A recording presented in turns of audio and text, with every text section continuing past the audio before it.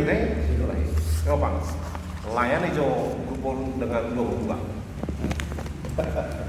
Sebelum kita memulai sebenarnya Allah Bapa yang pertama adalah dan surga kembali kami mengucap syukur kepada Engkau melawan kasih dan semoga pada kesempatan hari ini Bapa semoga Muslim kami menyampaikan semuanya begitu juga para Bapak dosen penguji Tuhan dan para dosen dalam menjalankan dalam menjalankan tugas beliau. Doa dan permohonan kami dalam Kristus Yesus kami mengucap syukur. Amin. Terima kasih Pak Sisku. Nah sekarang waktu diberikan padamu sekitar 5 menit menyampaikan lisan dan proposal yang kau apa latar belakangnya, apa masalahnya, dan apa tujuannya kau tulis dan bagaimana itu ditulis. Ya, coba sampaikan. Terima kasih kepada Bapak.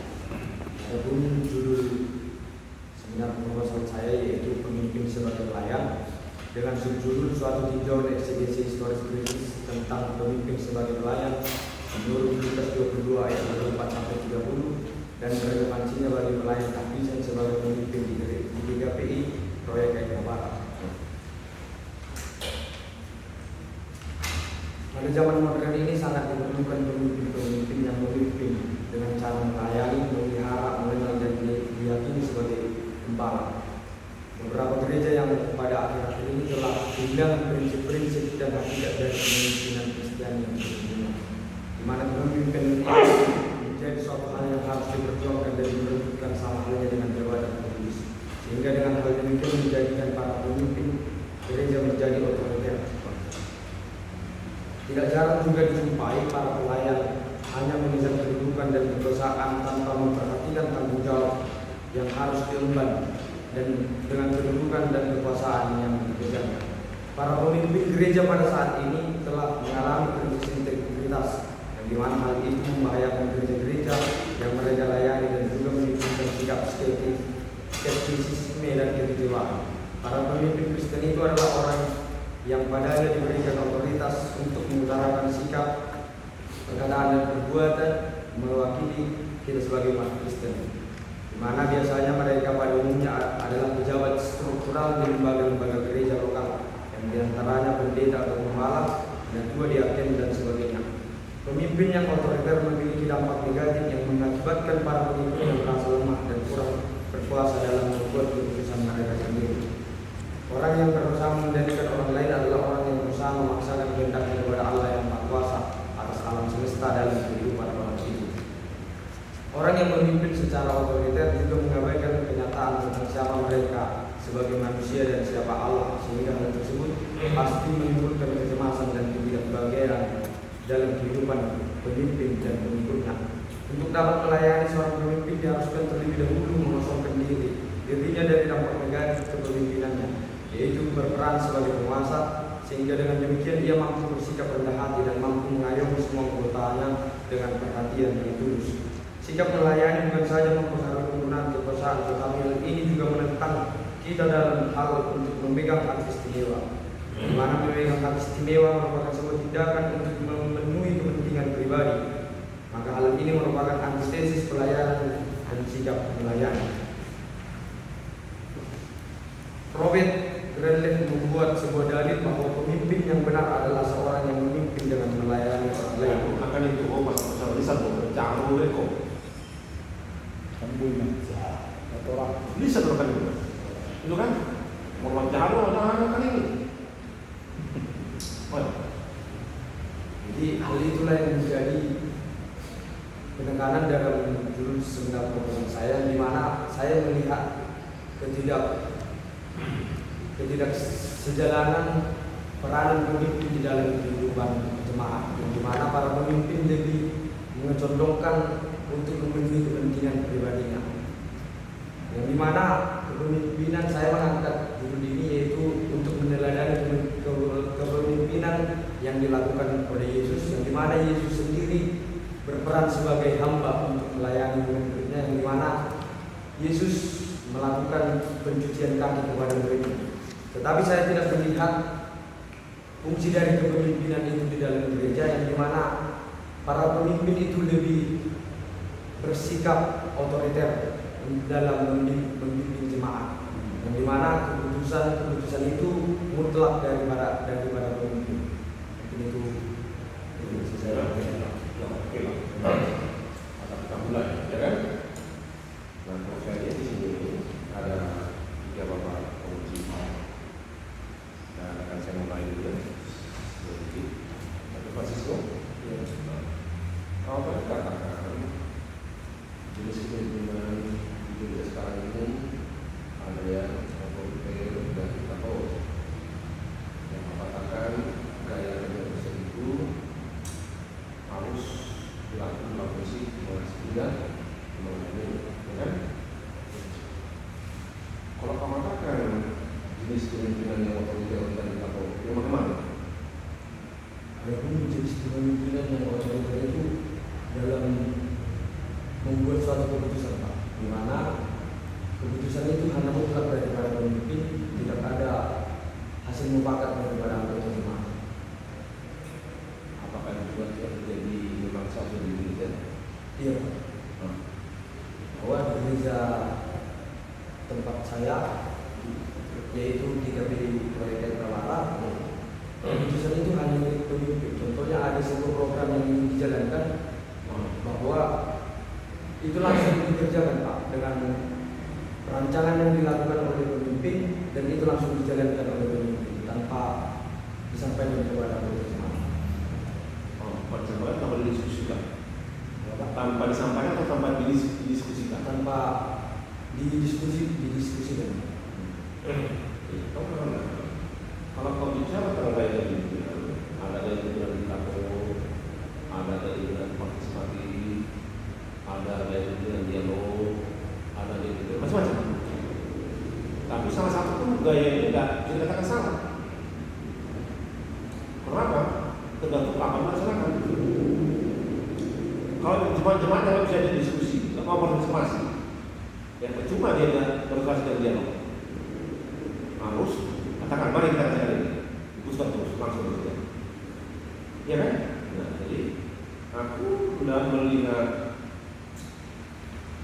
gaya kepemimpinan itu kau bahas berkaitan dengan pemimpin sebagai pelayan di Lukas ini.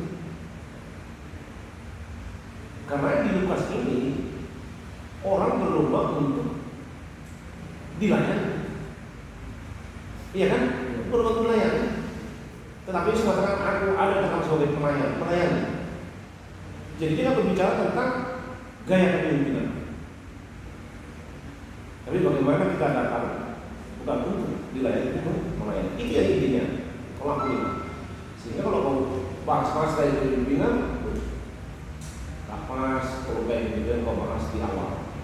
Tapi bagaimana lah, ya, pelayan itu hadir untuk melayani seperti Yesus mengatakan dia datang untuk melayani sebagai pelayan. Nah, aku ada di dalam sebagai pelayan. Itu lihat dulu kan. Itu yang menjadi apanya sebagai pelayan. Pelayan itu bagaimana? Mempersiapkan, aktif, bekerja, ada itu. Itu merupakan bukan yang duduk, menegak pelayanan, menegak pekerjaan. Enggak. Kalau gerejamu aktif untuk keputusan itu melayani itu bekerja, iya kan? Tapi kalau hanya kerjanya hanya tinggal duduk, nunggu, itu baru ini dilayani. Coba kau perbaiki nanti, jangan kau bahas hal yang berkaitan dengan gaya kepemimpinan. Pas dengan topik Lukas. Di sana yang menjadi fokus adalah apakah kita dapat sebagai pelayan atau yang dilayani. Kan itu yang mau makanya kau katakan pemimpin sebagai pelayan dia kan? Nah itu dia sebagai pelayan. Bisa apa Mas Ibu? Bisa Pak. Ya, nah, ini yang harus kau pertegas agar jangan nanti lari kepada fokus-fokus yang lain, ya kan?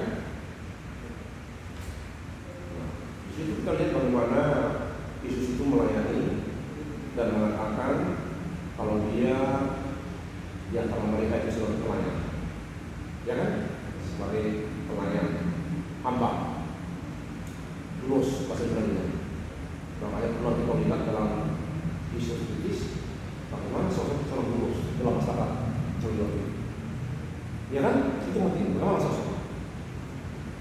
seorang gubernus. Ini ya, berarti kau buat aplikasinya kepada negeri baik nama orang sana, kau buat sana aplikasinya, ya kan? Juga berhubungan. Berapa buku Lukas yang sudah pada para di sini? Buku Lukas, Injil Lukas. I don't know, di Seliko di Sopi ketiga buku Lukas sudah ngomong ada? Itu kan salah. Kalau tak sering Lukas satu nggak ada, tak sering Lukas kau cantumkan. Ada udah. Ini. Kamu nggak bahas tentang pimpinan, kamu bahas tentang Lukas. Ini kebanyakan benar-benarnya kalau aku mau buat di sini. Kalau masalah pimpinan nggak kamu menuju Lukas, ya bahasanya secara umum. Tapi kalau Lukas yang kau bahas, apa yang dikatakan Lukas tentang seorang pemain? Ya kan? Ini kami itu semua buku-buku, ya, yang berkaitan dengan apa seorang Lukas, sehingga dia benar-benar penggalian dari kitab Lukas, ya, Francisco ya. Nah, kemudian coba lihat kata di mana Francisco, selalu kau gabung. Di dengan kata-kata tempat itu harus dipisah. Di mana bisa? Ya, dengan aku mau apa? Aku gabung. Ini yang harus kau lihat dengan jelas agar bisa mana yang mau kau gali dari Lukas ini. Itu aja masukan dari saya, ya, katakan itu. Berikutnya kita minta Pak P.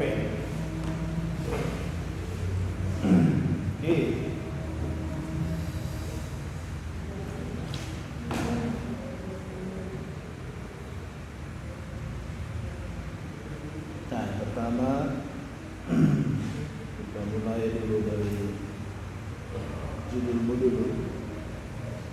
Judulmu saya kira tidak masalah. Tapi kalau kau ada Alkitab, buka dulu teksnya.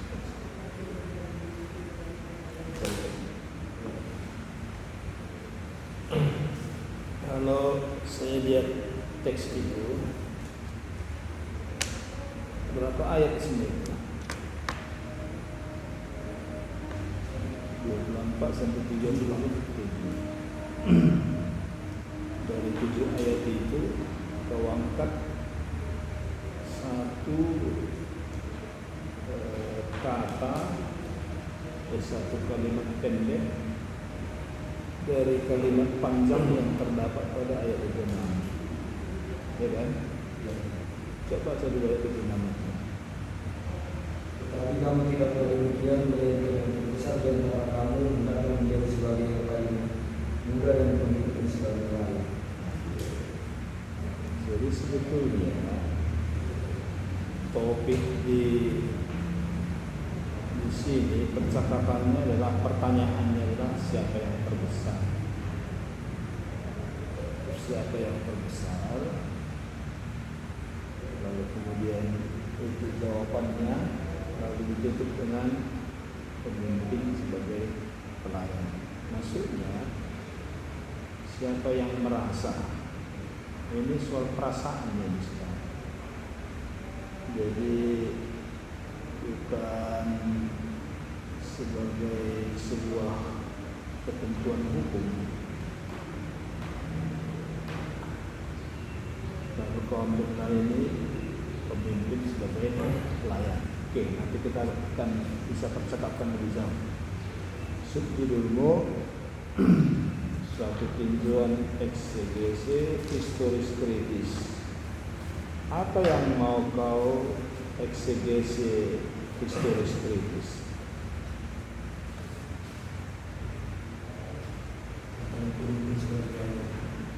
Nah, teks apa yang mau kau eksegese historis kritis? Karena begini, kalau kau bikin begini, pemimpin sebagai pelayan yang mau kau historis kritis, Ya, pokoknya nggak ada lah seperti ini ya, itulah yang harus kau historis kritis. Eksegesi adalah Lukas 22, ya kan? Pertanyaanku, apakah memang ingin semua kau eksegesi 24 sampai 30 atau hanya ayat 26 itu? Nah, mana?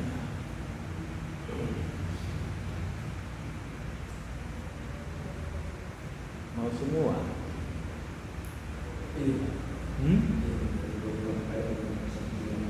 Bikinlah itu suatu tujuan eksegesi historis kritis Lukas 22 24 sampai 30.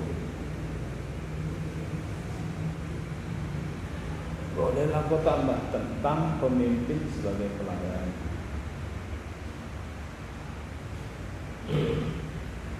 Dan relevansinya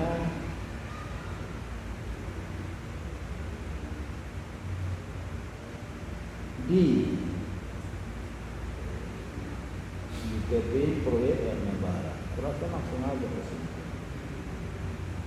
Nah, sekarang coba lihat dulu dengan mata jernih. Di judulmu kan pemimpin sebagai pelayan, ya kan? Itu di bawah apa kau bikin pelayan tahbisan sebagai mana yang betul? Pemimpin sebagai pelayan atau pelayan sebagai pemimpin? Yang mananya sebetulnya? Ini udah bertentangan judulnya ini. Pemimpin sebagai pelayan atau pelayan sebagai pemimpin? Pemimpin sebagai pelayan. Jadi kenapa? Jadi terbalik di sini. Di sini judulnya ini. Kita begitu pelayan tahbisan terus dia Pelayan tahbisan sebagai pemimpin.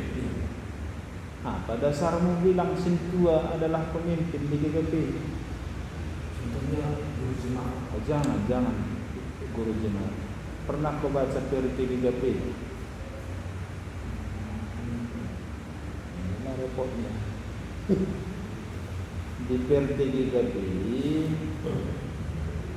di pasal 8 dan pasal 10 ada 2 pasal itu jelas disebutkan di situ. Pendeta adalah pemimpin jemaat. Guru jemaat itu pembantu pendeta. Jadi kalau kau bilang pelayan tahbisan sebagai pemimpin, berarti ikutlah di sini. Ikutlah di sini pendeta, ikut di sini sintua, ikut evangelis, ikut diakones, ikut wilfro, siapa lagi yang tadi sebentar. Banyak kali lah pemimpin di proyeknya beri. Bisanya satu mobil supirnya 20. Jadi kenapa bisa begitu? Satunya pemimpin, ya. Jadi di GKPI berdasarkan PRT pendetanya pemimpin, makanya harus dibuang ini. Harus tetapnya kau bertahan sebagai pemimpin, sebagai pelayan. Ya. Nah, 71. Tapi ingat, sekali lagi yang saya katakan, di Lukas 22 ini kata pemimpin di sini tidak dalam arti organisasi. Tapi kalau kau turun ke GKPI, kalau kau bicara secara organisasi, ya kan, maka pemimpin jemaat itu adalah pendeta. Tapi kalau kau bicara secara spiritual, secara kerohanian, semua pemimpin. Kau pun pemimpinnya kau, minimal kau pemimpin atas diri sendiri.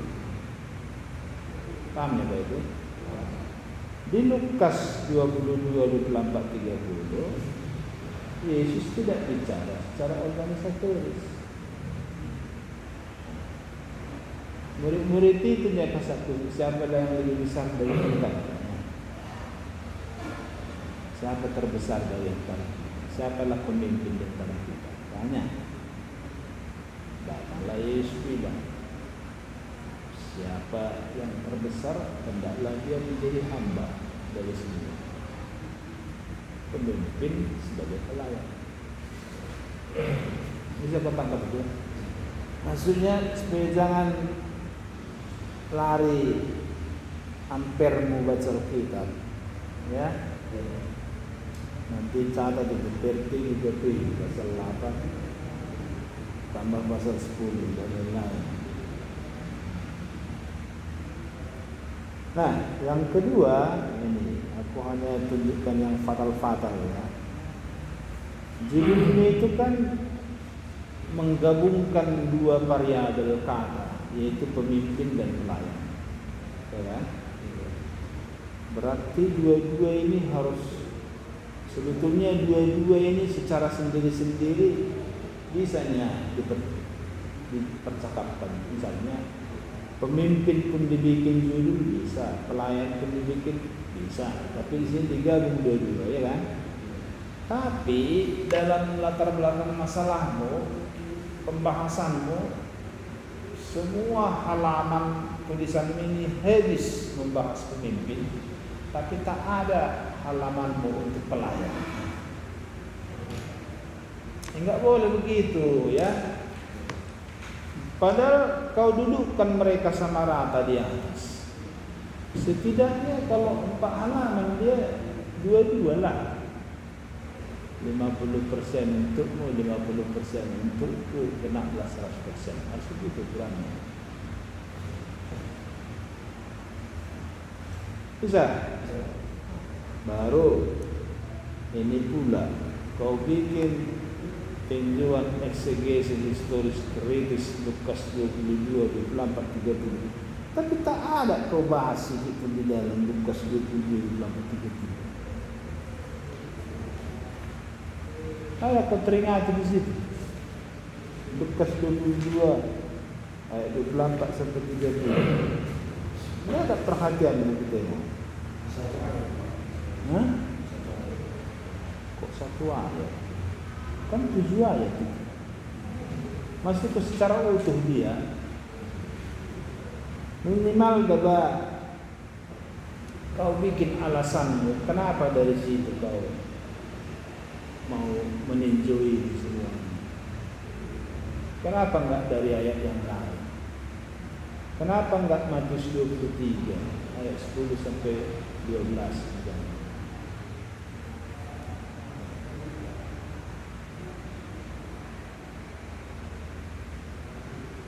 Pernah kau baca Matius 23 ayat 10 sampai 12?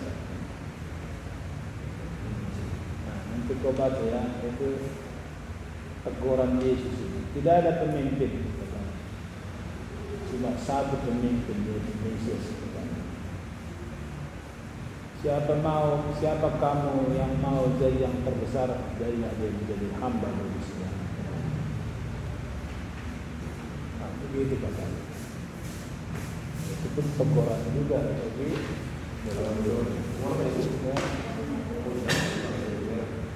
Makau belum kemudian semua ya apa yang dulu. Karena kami sekarang pelayan ya. Kamu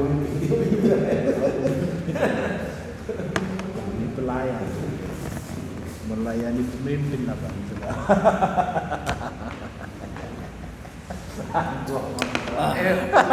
Lagi ada orang pelayan lagi gitu. Aduh, mampus. Sugi itu. Ini Bapak ini kenal kau kan? Dalam pemerintahan lebih, jadi macam-macam kau. Saya tidak boleh lawan. Nah, lanjut. Kira-kira apalah yang melatar belakangi dirimu supaya capek kau memikirkan ini pelayan sebagai pemimpin. Yang salah itu tadi ya, yang benar pemimpin sebagai pelayan ya. Pelayan sebagai pemimpin di negara ya. Curhatlah kau dulu apa yang kau tengok sini ya.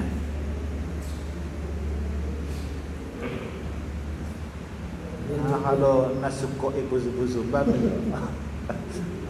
ada urusan pribadi udah komen itu porhan ini banget. Gaya itu bertempat bahwa para murid mempertanyakan sahabat Musa. Di gereja saya sendiri juga terjadi itu, dan di mana juga mereka berebut tentang untuk menjadi guru jemaat, yang di mana mereka dalam hal memperebutkan itu sehingga terjadi konflik di antara mereka. Caranya kayak mana memperebutkan? Kan ada priorisasi, ada waktunya. Ini kan Pak, ketika diunjuk menjadi guru jemaat, jadi salah satu yang terpilih, yang salah satunya ini menjadi benci kepada yang satunya Pak, setelah yang menjadi terpilih itu Pak. Ada oposisi gitulah. Ya seperti itu. Terus? Dan kemudian setelah itu Pak, karena memang ada yang tidak menyukainya, jadi karena sudah tidak suka tadi, itulah yang menyebabkan jadi pemimpin yang telah terpilih itu menjadi otoriter dia. Karena udah ada sentimen di dalam. Otoriternya kayak mana? Contoh itu coba itu. Apakah di gereja tidak ada lagi sidang-sidang, sermon, sidang umum, sidang majelis? Ada. Jadi kalau ada, contohnya karena itu Pak, karena beberapa jemaat menyampaikan hal itu Pak. Karena itu ada sebuah program yang dirancangkan oleh guru jemaat, tetapi rancangan yang dibuat oleh guru jemaat itu menjadi keluh kesah daripada anggota jemaat. Di mana ketika disampaikan itu Pak, langsung mereka bersungguh-sungguh kenapa nggak didiskusikan dulu gitu ya. Langsung keputusan mutlak. Kalau nggak salah pada itu tentang apa Pak? Pembekoan. Jadi langsung mau dilaksanakan pembekoan di sini di lokasi ini gitu Pak. Jadi mereka keberatan. Kenapa nggak ditanya dulu? Kan bisa kian dibuat ke sini dulu gitu.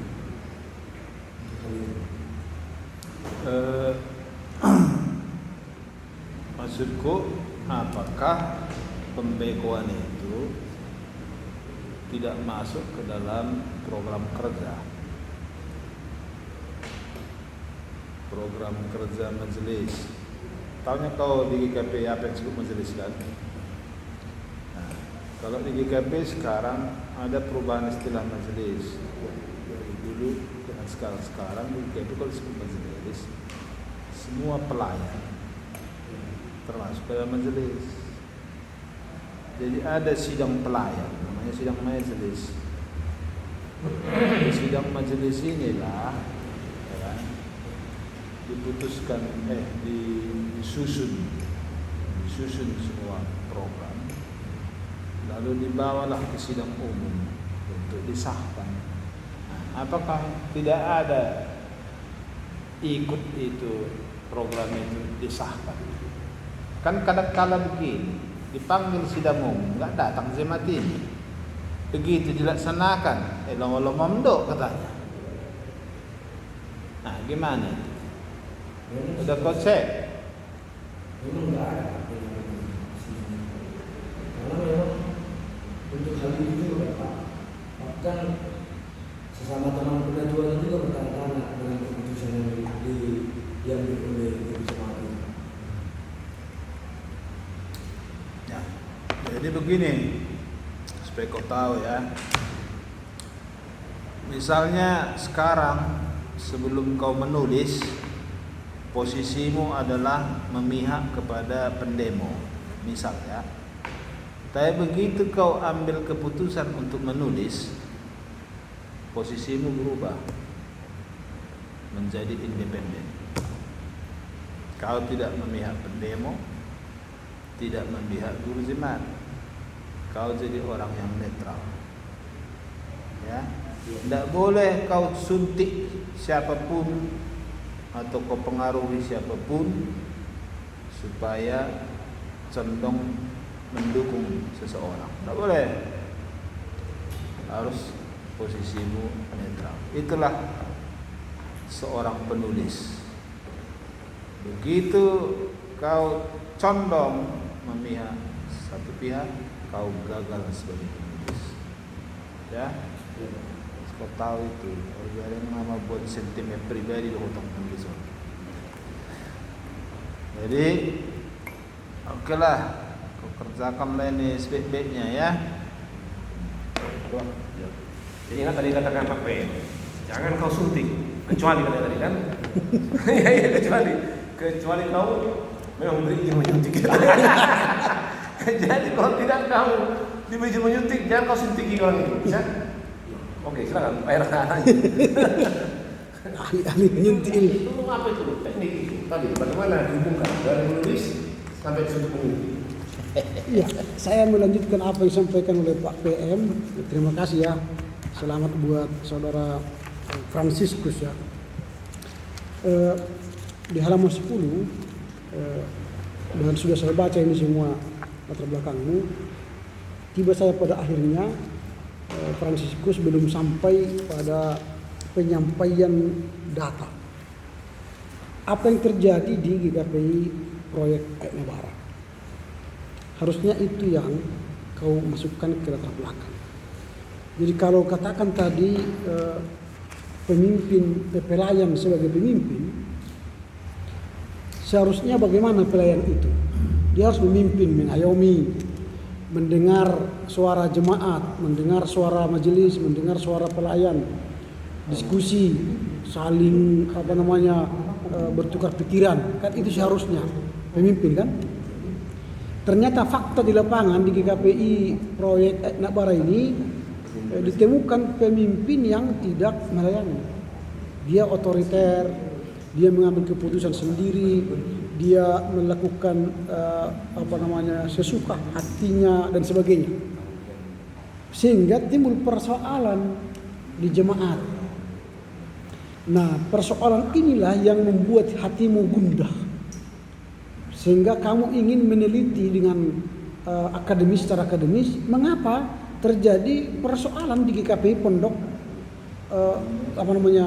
proyek Aetna Barat ini? Mengapa? Apa faktor yang membuat pemimpin itu otoriter misalnya menurut versimu? Atau pemimpin itu tidak mau mengundang jemaat lagi bertukar pikiran? Apa yang membuat beliau begitu? Tentu kau teliti secara akademis, sehingga kamu tidak terjebak nanti pada satu pemikiran yang pragmatis. Jadi seorang penulis itu harus terlepas dari intervensi dan interpretasi. Kau harus terbebas dari situ. Tapi kau murni hendak melihat pokok persoalan, apalagi kau membuat dasar biblisnya dari Lukas ini. Di Lukas ini yang ditanya ya siapa yang hendak jadi yang besar, dia harus menjadi pelayan. Begitu. Jadi nanti apa yang terjadi fakta di lapangan itulah yang akan kau perhadapkan dengan teks. Dengan demikian kau telah menemukan apa yang seharusnya dikerjakan oleh seorang pemimpin. Kata Yesus, dia harus menjadi pelayan. Berarti dia mempersiapkan meja, artinya mempersiapkan meja, makanan di atas meja, dia mempersiapkan minuman di atas meja, menyediakan jemaat datang, lalu dia menjadi pemimpin. Jadi bukan pemimpin yang duduk, yang dilayani. Jadi kau kaitkan nanti dengan pendapat Yesus bahwa kita bukan untuk dilayani tapi melayani. Nah, ternyata di lapangan beda. Nah, itulah makanya kau membuat penelitian. Begitu ya, nanti tambahkan data itu. Karena identifikasi masalahmu ini tidak lahir dari fakta. Hanya imajinasimu bahwa pemimpin itu otoriter. Tapi tidak ada faktanya di mana itu terjadi. Nanti identifikasi masalahmu harus lahir dari latar belakangmu itu. Kemudian pertanyaanmu, kalau memang pelayan yang memimpin yang menjadi persoalanmu, pertanyaanmu ialah bukan apa pengertian pemimpin, bukan. Tapi pertanyaanmu ialah mengapa pelayan itu menjadi otoriter, atau mengapa pelayan itu tidak memimpin dengan cara yang benar. Itu pertanyaanmu. Atau apa yang menyebabkan pemimpin itu otoriter atau tidak melakukan tugasnya sebagai pemimpin berdasarkan tata gereja GKPI atau perti GKPI dan sebagainya. Mengapa dia bertindak seperti itu? Itu yang harus kau jawab nanti di bab 3, bab 4. Jadi pertanyaan penelitianmu kau jawab dengan baik di bab 3, bab 4. Dari pertanyaan penelitianmu itulah nanti muncul tujuan penulisanmu dan manfaat penulisanmu. Ya, sinkronkan nanti. Kemudian metodologi penulisanmu, pilihlah salah satu antara kualitatif dan kuantitatif. Apakah kau mau wawancarai jemaat, maka pilihlah kualitatif. Tapi kalau kau hanya sekedar menyebarkan angket, pilihlah kuantitatif. Nanti di bab 3 jelaskanlah metodologi itu, siapa sampelmu, berapa orang dan sebagainya. Kalau masih seminar, hanya kau sebutkan apa metodologimu. Kemudian sistematika penulisanmu diperlengkapi nanti bab 3 itu metodologi penelitian, bab hasil penelitian, dan buku-bukumu sudah lumayan, sudah memenuhi persyaratan, buku 6 dan 2 bahasa Inggris. Nah, karena itu perlengkapilah dirimu untuk menulis ini dengan baik dengan beberapa catatan dari kami tadi. Ya, demikian dari saya, Pak Moderator. Terima kasih. Bagaimana Francisco? Masih ada Pak Pem yang mau disuntik kepada Francisco? Silakan. Kalian mezo Francisco 3 hektar di Hamutano bahasa begitu ya, isi di Nagoda di gereja. Sebenarnya Pak, aku untuk belum masalah Pak. Ya. Sebenarnya aku untuk hal sistem Pak. Anak-anak mulai soal lebih Pak. Kalau untuk kayak mengelola tanah Pak, sebenarnya kan khusus anggota jemaat 3P Pak. Nah, tapi yang mengelola 3P proyek, ada lebih dari 2,5 kali memang itu harus Pak. Ada aku yang langsung naik dan dia lebih dari arah dia itu lebih seperti 3P. Jadi menurut kurang di sini Pak, belum salah Pak, kan belum ada semua Para 3P 3P gitu. 3 hektar di mana? Kan orang manusia salah satu. ai memang hok do petano i obarat hektar Mulu tadi kami lah dulu dengan Pak. Ini susah tinggi. Kalau ada yang bisa mengukur Pak, lihat dulu orang hasil dengan Ini apa itu? ai toho do adong dewa igarat harat Cina Mulu ini memang tak dulu Pak. Karena ada yang posisi kami Pak. Bersampingan dengan orang di sekitar di Cina Pak. Bulan betul tak tetangga ada semua. Ada apa foto memang dari arah pandang. Cina i tong marsawi Apa? tong marsawi di sini. Iya, saya lebih bisa Maksudnya itu apa? Bagaimana waktu sih mau seri? Pasti itu dibuat gimana yang mau di Cina loh. Ada yang itu mau coba, ada yang di arah. Berarti sudah itu jemati marsawi. Iya. Tiga perkaka dong perjiwa perkaka sawit. Menurut saya memang hampir sudah Pak. Kalau 3 kakak? Dong tiga. Menurut kakak dia dua Pak. Jadi memang ada di sebagian Pak. So, harus lebih lebih banyak Pak. Ada yang akan lebih bagus. Kalau berapa? Oh, itu begitu? Iya. Oh, berarti HGU. Kian tano upaya ni Dr. Andar Hinan di Oparas hektar dia nalarau jadi ladang ngitiup 3P dan dia olah kan mahala pemanggar jadi anak Konflik. katain yang ngomong kan jadi disepakati nih dibayar membuat proyek ada apa adong mabayar sewa alam tempat terpusat. Yang mungkin palau air luas. Itu lagi. Mungkin lah. Saya tinggal makan dulu semuanya ini. Muhammad sebagai pelayan lagi, lebih lagi. Teman perlu hodo lah. Mengatakan anak-anak harap-harap mau pelayan berjulu itu dulu. Lagi, nanti sudah. Begitu sebagai pelayan. Jadi kita minta lah Pak PM berdua agar sukses Francisco sebagai pemimpin yang melayani. Ya, kita doa. Terima kasih ya Bapa di sorga atas waktu dan kesempatan ini. Kami sudah selesai menguji proposal Francisco Febri Sidelahi.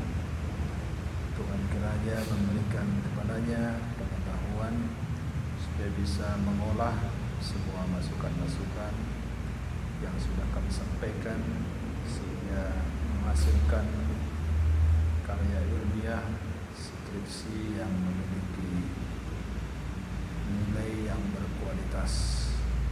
Tuhan juga menolongnya, demikian juga dengan memberkati orang tuanya dan semua pihak-pihak yang ikut menopang studinya sehingga Francisco bisa menyelesaikan studinya dengan baik. Untuk waktu selanjutnya tetap kami berserah kepada Tuhan supaya kami tetap bisa melakukan aktivitas kami selanjutnya. Dalam nama Yesus Kristus kami berdoa dan berterima kasih kepadamu. Amin. Oke.